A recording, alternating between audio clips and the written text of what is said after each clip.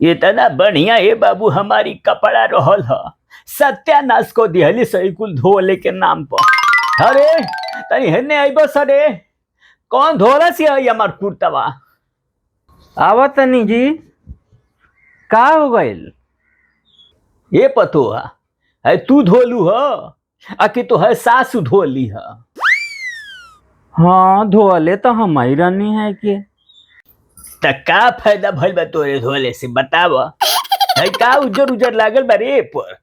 देख के बताऊ ते ही का होई? हमारे बुझाता कबूतर हक देले बा ए पर जन्नी। ले आई दे हम ही धो दे तनी फिर से दोबारा।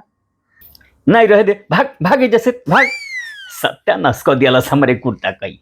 इहे एगो हमार कुर्ता रहल है बाबू है।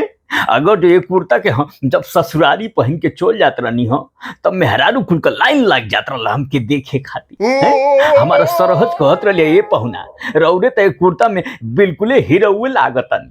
अब हम का पहन के जाई? लसते हनियो कुल पहन से कुर्ता। कहो मेरा रू कपड़ा धोए जा तड़ू का? तो नहियो ले जा, ले जा लगले आइयो धो दिया। लो ले जा। अभी मजा आएगा ना भिड़ो। जब हमरे कपड़ा धोवे नहीं आता तो काहे के देता लोग अपन कपड़ा धोए के? धोए लोग अपन अपन कपड़ा नाटक करता लोग धोले के बाद धोई तो वालों का लोग का नाटक हो रहा था। धो लोग अपन अपन कपड़ा।